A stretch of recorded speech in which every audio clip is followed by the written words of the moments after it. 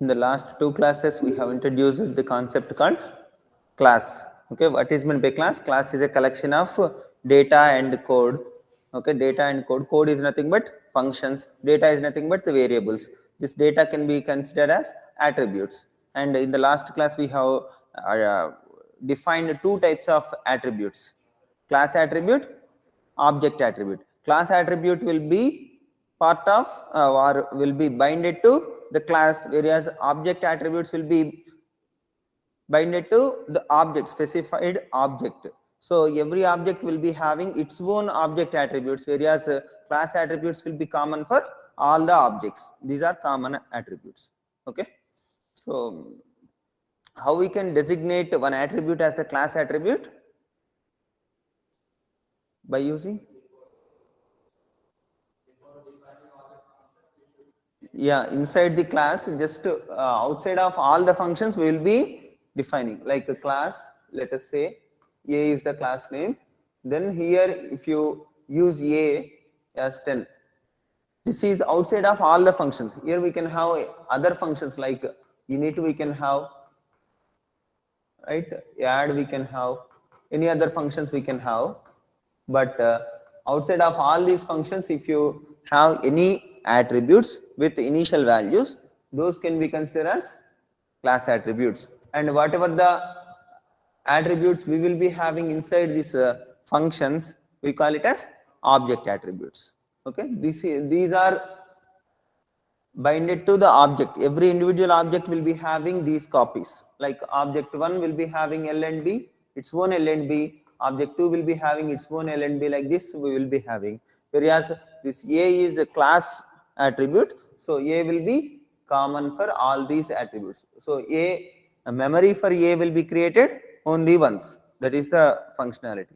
Memory will be created only once for this attribute. Whereas this L and B are the object attributes. So whenever we create object 1, let us say object 1 is equal to that A of let us A of 10 comma 20. Then for object 1, L and B will be 10, 20. For object 2, we can provide other values. Let us say 20, 30. So here we will be having 20, 30. This is for object 2. Whereas what is the value of A? 10. For object 1, A will be same copy it will refer. Okay, it will not be like A value will be here, A value will be here, both values will be 10. It's not like this. Okay, only one copy of A will be created. That kind of attribute we call it as class attribute. Okay.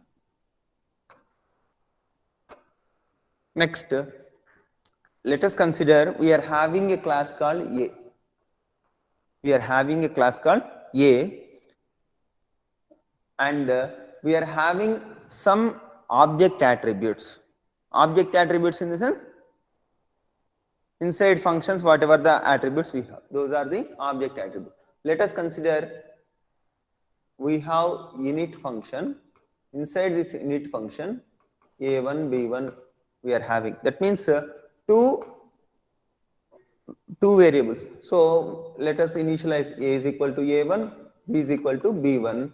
To differentiate this, we will be having some current object or current object C. So C dot A, C dot B. C dot A is equal to A1, C dot B is equal to B1.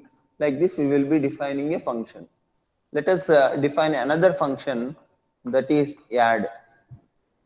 Okay, what this will do is just it will add these two A and B values and it will return the sum. So return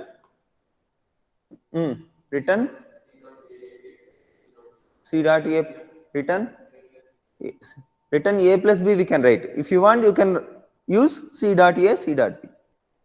Okay, that is here you have to specify that C in that case. But A plus B also fine. Return A plus B. Why? Because it is internal to the class A.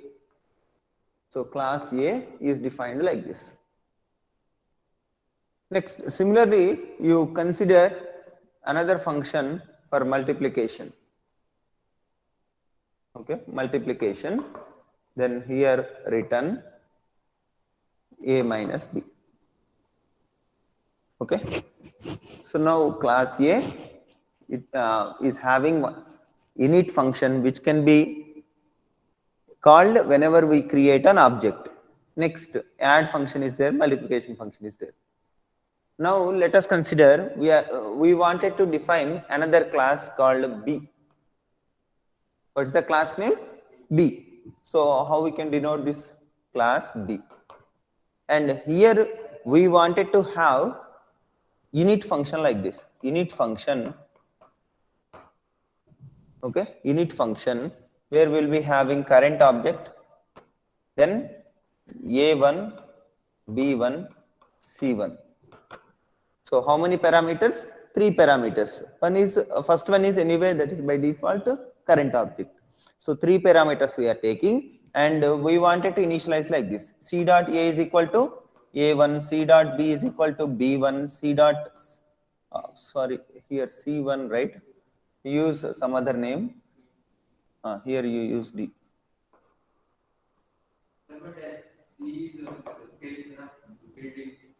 C? C dot C? C is already present in pattern because whenever we take of E8, it will come self. Yeah, self only. But C, if you use here, again we cannot use C here, right? It is no, it is already what you call known to the compiler that C is a object, current object. So C dot C means current object dot current object. It is invalid. That's why it will not allow. That's why we are changing the name. Okay, D dot C is equal to C1. And now same addition function we have to do. So addition, this is one definition. Another one, again addition, add of return A plus B plus C. Okay, fine. Next.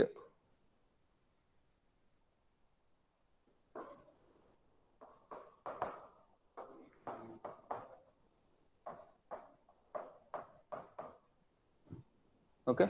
Now, after defining A, we are defining B.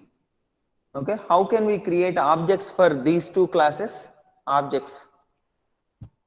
Let us say object for A. Object for A. How we can create? How we can create object? We have to call constructor. Constructor is nothing but a function which is having the same name as class name. What is the class name? A. So A, how many parameters we have, how many arguments we have to pass? Two arguments. Although here we are having three, first one by default, it will be the current object. So A1, B1. So two arguments we have to pass. Let us consider 10, 20 we have passed. Next, by using this object A, what functions we can invoke?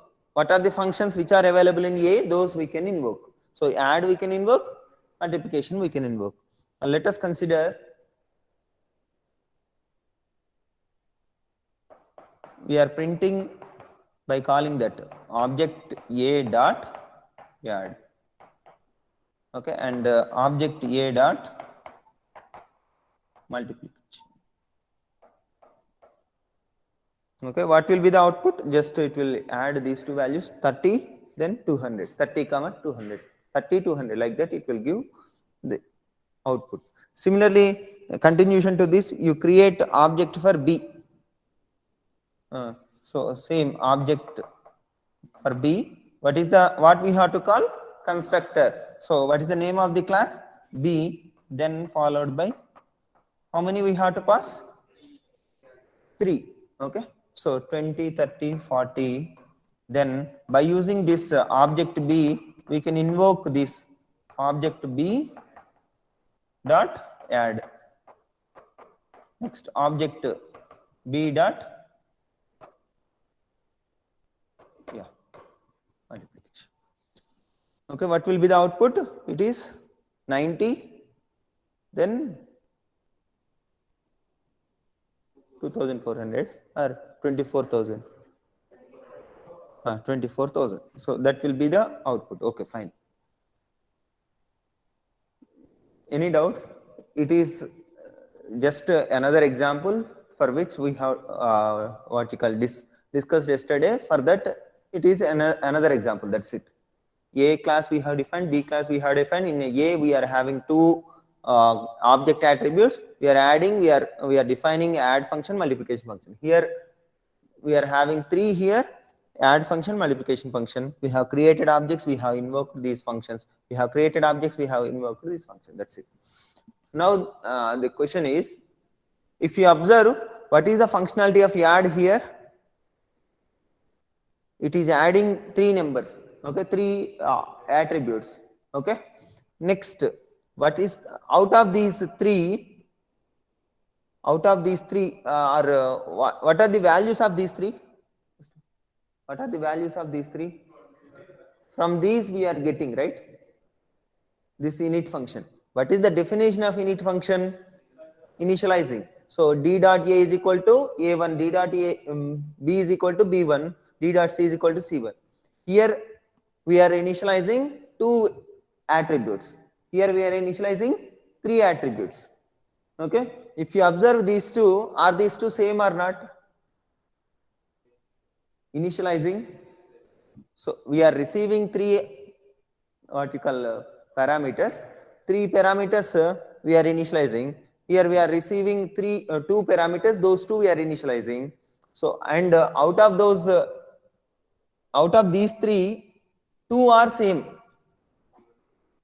Next, similarly here also add functionality, we are adding these three, okay, but add definition already exists with two, just we are extending this, Similarly multiplication, we are here already, this is multiplication, right? Here we have already multiplied a and b. For that result, if you perform multiplication with c, that's fine. So whatever the code that we are having here in A, this is the important point. Whatever the code we are having in A, that again we are writing. Instead of that, there is a provision to reuse whatever the code exists. To reuse the code that is already defined, we are having a concept, we are having a provision. That provision is nothing but inheritance. That means it will, this particular class we have defined. From this particular class, we wanted to inherit something. From that A, we wanted to inherit something. Okay, this concept we call it as inheritance. Okay, this is possible whenever we have this kind of code in a class. Whenever we wanted to inherit the properties, that can be attributes, that can be functions, into another class, then we can make use of this inheritance. Whenever we wanted to inherit from one class to another class, that is said to be inheritance. Okay. So now, keeping this one aside, let us consider we are having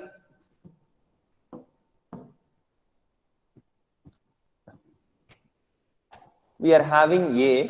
From this A, what we are deriving, what we are inheriting, we are defining a class called B, okay, from A. Okay, then this particular class we call it as base class. Base class, from which we are deriving. Okay, and this class we call it as derived class. Okay, what is meant by base class?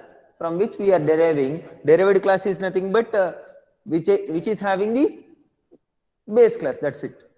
Okay, which is defined by deriving from another class, that is called derived class. Okay, so now there are some other names also for base class, that is super class.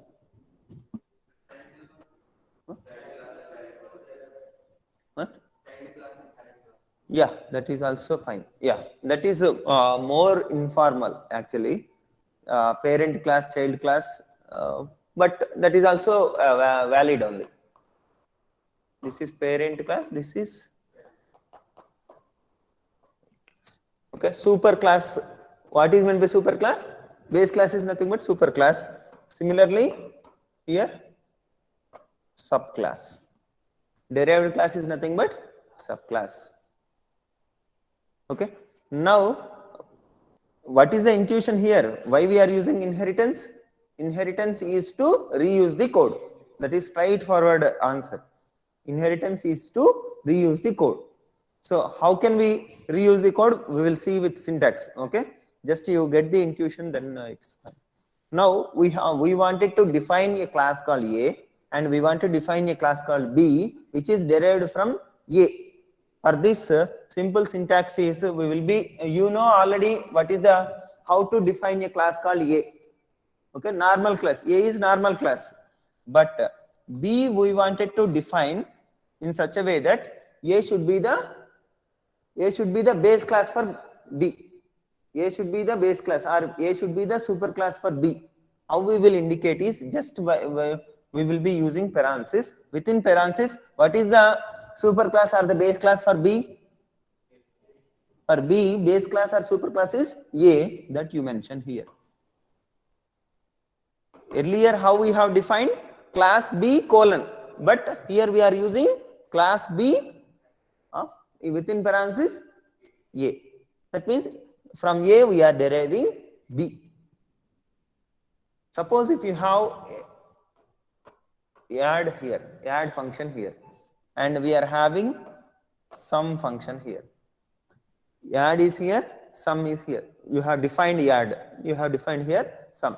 Now let us consider object of B. How we will create object of B? B of some arguments. Okay, fine.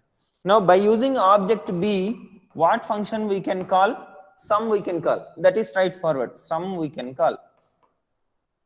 But as B is the derived class from A, B is derived class from A, whatever the functions which are available in A, those also can be, those will be inherited into B.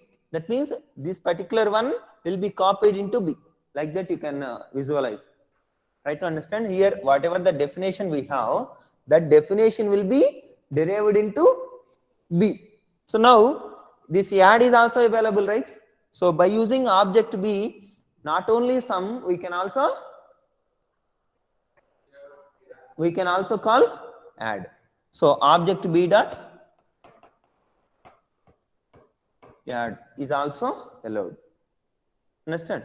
So just you complete this one like class A, then define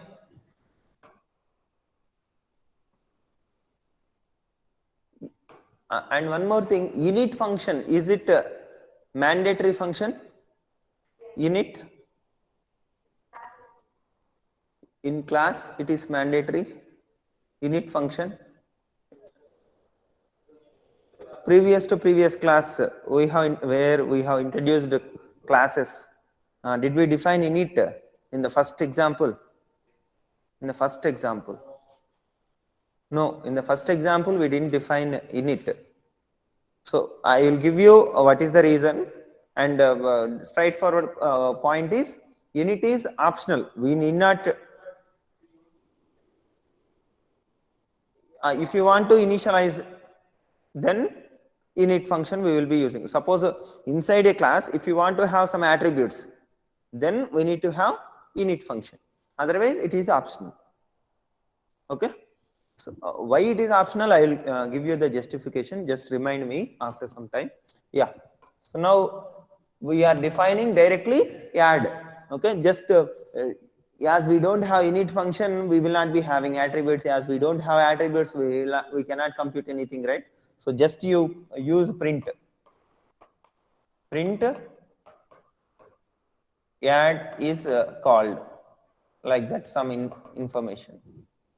Similarly, sum also, here also we let us not define any init function. So how we will define this one is sum print sum is called. Okay. So class A contains only these two lines. Class B contains only these two lines. Now we are creating an object of which class? B. So are we passing any arguments? No. Can we need to pass any arguments? No. Why? Because we don't have init function. Init function is not there and we are not initializing any attributes. So just we can use B of. That means it will create object. Okay, it is a constructor. It will create object. As of now you understand like this. Okay, how it will create object I will tell you. Yeah, object B is equal to B of. Then by using this object what we are invoking? Sum. So sum is called. Next, by using the same object we could able to invoke add also. Why? Because we have inherited this one. Because of this it is possible. Okay, so just you note down this. And by you define parallelly another one also, that is object A. How we will create? Just A of. Okay, and next object A is equal to A of. Then object A dot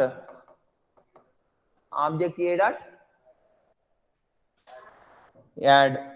Then object A dot. That's it, right? Object A dot add. By using object of class A, we can invoke only add function. Okay, by using object of B, we can invoke both sum and add.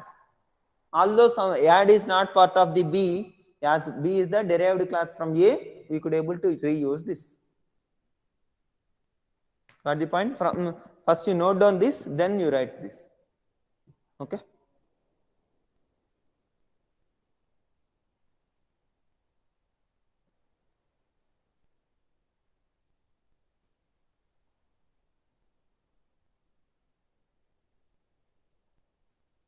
In general, in C++, we will be using this term, base class, derived class.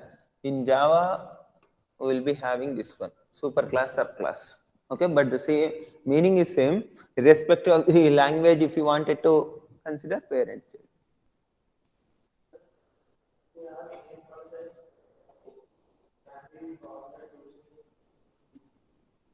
Yeah, we'll see.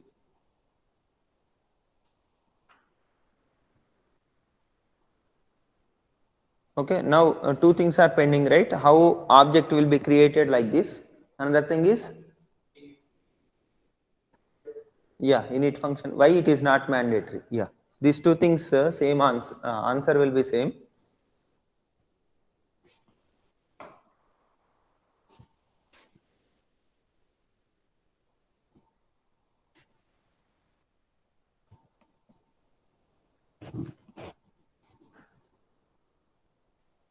Yeah, here we are having class A and we are having class B. From A we are deriving B. That's what we are indicating by using B of A. Okay, fine. But there is one class called object. There is one class called object, which is what you call available by default. Which is available by default. Object is the class which is available in the Python library by default. And whatever the class we will be defining, whether it is class A, whether it is class B, whether it is class C or D, anything, every class will be derived from that particular class called object. Object is what? Object is the class name. Okay, object is the class name. Don't tell that what is meant by object means, don't tell this answer. Object class exists, that is another thing. Normal object what we have discussed so far is different. Understand? So this is a class, special class, which is the super class for all the classes which we define. For all the classes, this is the super class. So now whenever we define class A, by default object will be the super class for A. Whenever we define class B, by default object will be the super class. Okay, so for your understanding, what you can write is class A, while defining class A, within parenthesis you can specify object. Understand? Class A, then within parenthesis you can specify object. Okay, without specifying also, by default it will consider object as the superclass. So if you want to specify explicitly, you can specify. Okay. Now consider B of A in the sense, what is the superclass? A is the superclass, B is the subclass. Okay, fine. But according to our discussion, object is the superclass for all, right? So what about the superclass of B now? Object is the superclass or A is the superclass? A is directly superclass, but A is internally the subclass of object. So object is the superclass also for B. Understand? Yeah. Now consider what is the use of having this object as the superclass. That's the question. What we will be having inside this object class is, there is a definition for the function called init. For the function init, there will be default definition. What is the definition? We no need to bother. That can be empty. You can assume it as empty. But that function is defined. That function is defined.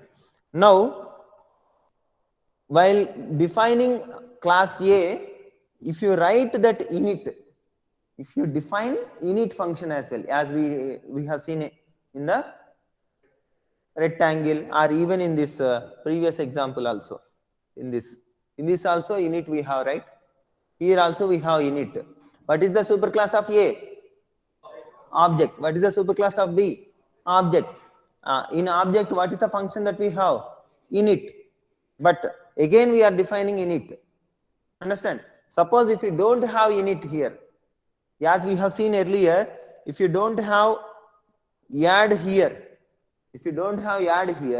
then also by using this object we could able to invoke add. Why? Because A is the superclass, B is the derived class from A. So this particular function we can use by using object of B. Similarly here, init function is defined in class A. Okay, what is the superclass of A is object. So now whenever we create object B of 20, 30, 40, then it will invoke init function. So init function is available or not? Yes. So it will invoke this. Suppose this is not available, like here, like this one you consider. Here we don't have init function. Here we don't have init function. Now let us consider object A is equal to A of. Then what it will try to invoke? Init function only. Are we having init function here? No. But what is the superclass of A? Object. In that, are we having init function? Yes. So it will call that init function and it will create object. Understand? Similarly here, object B is equal to B of. What we are invoking? Constructor of B. That means init function in B. But are we having init function in B? No. Then it will check whether in A we are having init function or not. Are we having init function in A? No. Then it will check superclass. What is the superclass? Object. In that init function will exist. That will be invoked. Understand? Like that. What are the two questions which were pending? One is why init is not mandatory. Why? Because it is derived, every class is derived from object class. In object class we are having init function, so it is optional in derived classes. That is first point. Next, another thing, object B is equal to B of. Although we are not having init function, we told that B of, whenever we say, it will invoke init function, but still how it could able to create object. That is also clear now, right? With the same answer. It will invoke the init, it will try to invoke the init function in the superclass. But in the superclass also not exist, then it will find definitely in the class called object. Okay? Like that it will. Yeah. So now I think you have got the intuition for inheritance, superclass, subclass, then init function, how we can create object by using object of the subclass, how we can invoke the, and how we can observe the code reusability. Code reusability, how we can achieve. Yeah. Now let us see. Yeah, any doubt?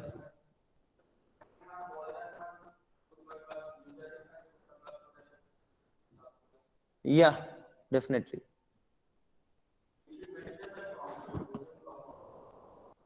Yeah, actually there exist several types of inheritance. Inheritance is nothing but deriving a class from another class. Okay, this is simple definition of inheritance. But there exist so many types of inheritance. Out of those, two, three are more important. Okay, one is a simple thing, that is a single inheritance. The name itself indicating single inheritance is nothing but we will be having one base class. From this base class, we will be deriving another class. This is single inheritance. Okay. As you have asked, multiple inheritance is another one. Multiple inheritance is nothing but from more than one class, we will be deriving. Like we will be having A, we will be having B, we will be having C. Okay. Now D we will be deriving. How we will be deriving? A is the superclass, B is the superclass, C is also superclass for D. Okay, syntax wise how we can indicate is here class B of A, that's it. Here class D of A is the superclass, B is the superclass, C is also superclass for D. Like this we can specify. And whatever the functions which are available in A, those can be utilized in D. Okay, by using object of, let us say we are having a function called A, we are having a function called B, we are having a function called C in these classes respectively, and we are having a function called D in class D. Now by creating object for D, okay, this entire thing is one name. Just to understand, we are creating object for D, I am using object D, that's it. So object D is equal to, how we can create? D of, this is the constructor. Then D we can call object D dot D we can invoke. Why? Because it is an object of D, so this function can be invoked. But it is having superclasses. How many superclasses? 3 superclasses. So those all will be inherited into D. So by using this object D, we can invoke A, we can invoke B, we can invoke C. All these functions will be inherited into class D. So that is allowed. Object D dot A. Similarly, object D dot B, object D dot C. Okay. So this is what? Multiple inheritance. Clear? Next, another one is multi-level inheritance. This we have seen implicitly actually. Multi-level inheritance in the sense from A we will be deriving a class called B. Okay, how we will derive? By specifying in parenthesis A. Similarly, we will be deriving C from B. Okay, this is multi-level inheritance. Suppose if we have a function called A, here we have function called B, here we have function called C. Now by using the object of C, what we can invoke? Object of C. A, B, C, all these we can, why? Because this A will be copied into B. Now B is containing A and B. Now C is derived from B, so A and B both will be copied into C. So we can invoke A, B, C by using the object of C. By using the object of B, we can invoke A and B. By using the object of A, we can invoke only A. Okay. So this is called multi-level inheritance. Of course, there are some several other types of inheritance also, like hierarchical inheritance. What can be the hierarchical inheritance? Hierarchical. From one base class, from one superclass, we will be having multiple subclasses. That is nothing but hierarchical, right? A will be there. From A, we will be having B as one class, C as another subclass. So here if you have A as the function, B as the function, C as the function. Now by using the object of B, what can be called? B and A. By using the object of C, C and A. Okay. like that. This is hierarchical. Next, another type also there, that is hybrid inheritance. Hybrid in the sense it is a combination of multiple and multi-level. Okay, combination of these two. Like just I will give you the brief thing. Like A we will be having, then B will be having, then C. Okay, next let us consider D. Yeah, now you see, are we having multiple inheritance? Multiple in the sense from B and D we are deriving C. Multi-level A, B, C. So this is called hybrid inheritance. Okay, these are just names only. A concept, if you know, remaining all things are fine. Okay, but these three are frequently used terms: multi-level, multiple inheritance, single inheritance. Single inheritance is nothing but base thing. Just one class will be there, we will derive another class. That's it. Okay, these are the types. Now let us see one concrete example to understand all these concepts. Like we'll be having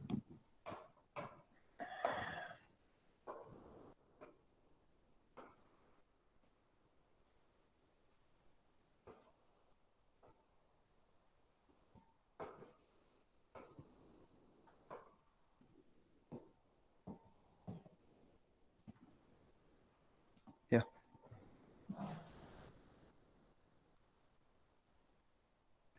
Let us define one what you call most used example. Like we are having this thing. What is this?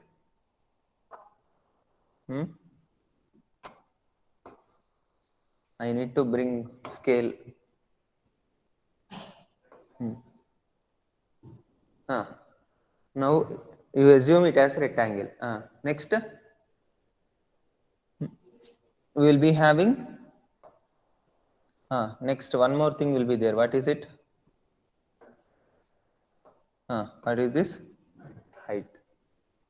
Okay, this entire thing we can consider as cuboid. Okay, and you know already for a rectangle what is the what are the operations that we can perform, what are the attributes that we need to have. That rectangle class, you know. Okay, let us define that a rectangle class simply. Just class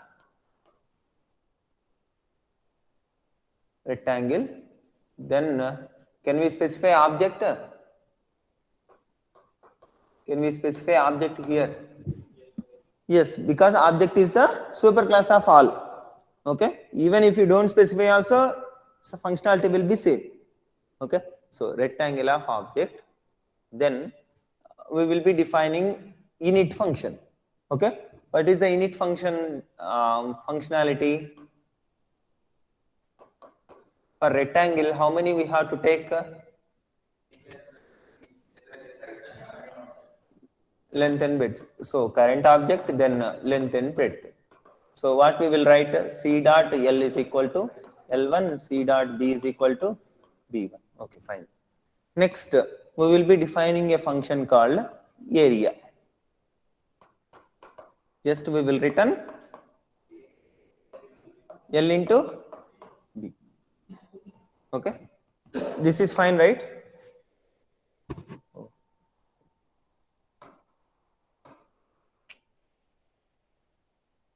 Okay. Next,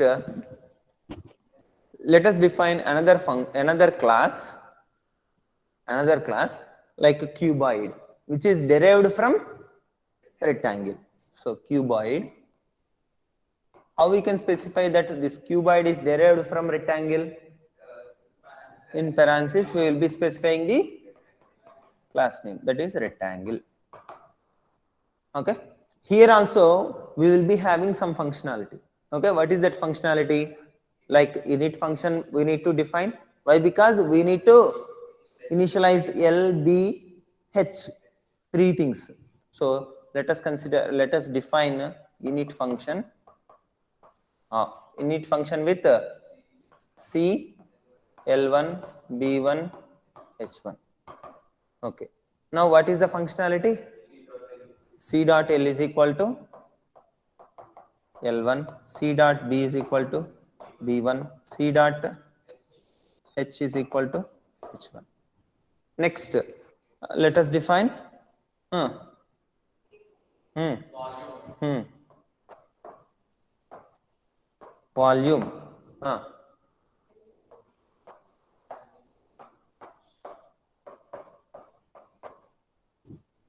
Okay, fine. Simple thing, right?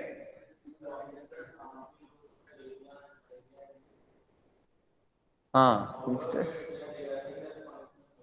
Yeah. Okay, here area multiplied by H. So that is code reusability, right? That we can use here. Written area of multiplied by H or H into area. That you can write it. H into area.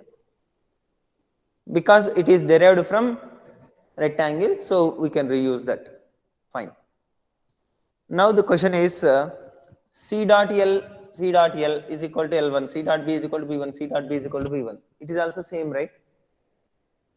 But whether it will go here, whenever we create object of this cuboid like this, cuboid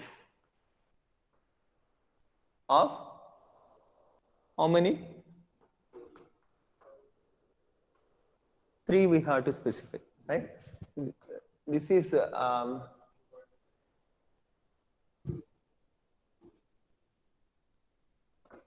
is the constructor, and now let us consider this is a cuboid 1. Is it fine? C1 we didn't use anywhere, right? Yeah, C1 is equal to cuboid of 547. Now which one will be invoked? This init function will be invoked. Are we having init function in the cuboid? Yes, so it will invoke. If that does not exist, then it will search in this. So always this only will be invoked. Okay, it will not go here. Understand? But what is our intention? Whatever the code that we have here, that we wanted to reuse. So how it is possible? And not only suppose if you don't have this one, then it will invoke this only, right? We can use it. But what is our intention? Not only L and B, we wanted to initialize H also. Okay, removing this will not serve our purpose. Understand? So what can be done is we need to keep this init function only, but from this init function we need to invoke that init function. Understand? From this init function we need to invoke this, we need to call this function. So how it is possible, how we can call is, instead of writing these two, why we are calling this one? Instead of writing these two statements, we will be invoking this. So now we can replace these two lines by invoking that. So we will invoke like this, init, then two parameters. Instead of 3, we need to pass 2 parameters. What are the 2 parameters? L1 comma B1. Okay, fine. L1 comma B1. But we need to specify that this particular init belongs to this rectangle class. Okay, that can be done in 2 ways. We wanted to invoke this init function by specifying something. So how we can specify is, one way is we can use directly the name of the class. Rectangle is the class name dot this particular one. Okay, rectangle dot init. So instead of writing these 2 lines, we are invoking that init. Okay, this is one way. Another way is, there is a function called superof. This is a function. What it will do is, it will return what is the super class name that will be written. So superof dot init. Okay, like this also you can invoke.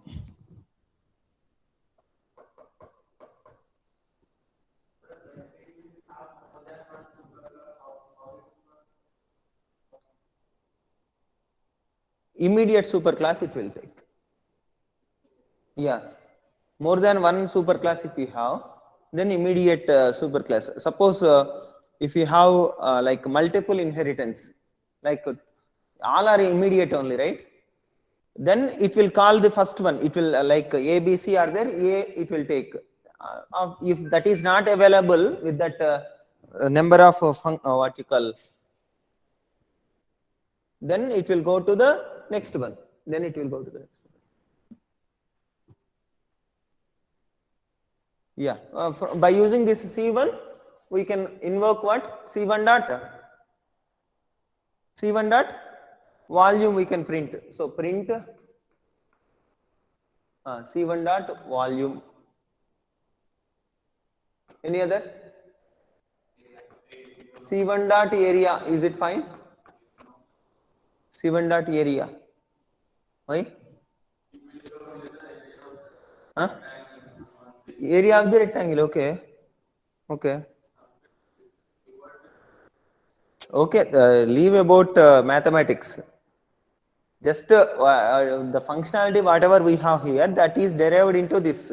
So we can invoke by using the object of this cuboid, we could able to invoke the function available inside this and inside this. Okay, why? Because we are deriving, so this will be copied into this cuboid. Understand? So this is nothing but inheritance.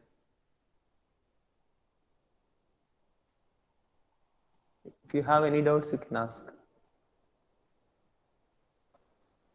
Yeah. How?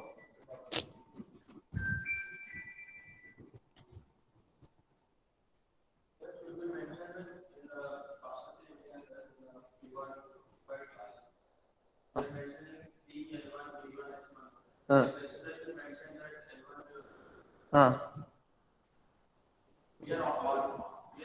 By default, that self object will be, current object will be part of the as first parameter by default.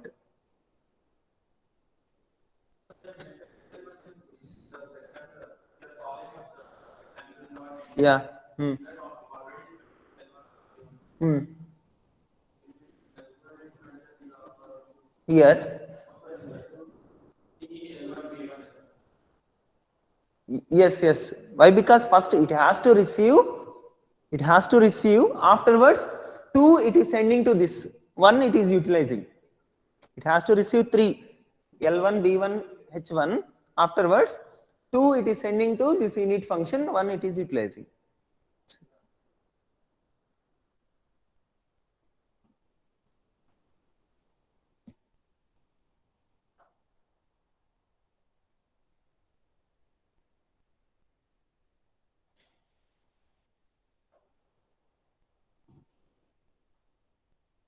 Okay. Are you having class next?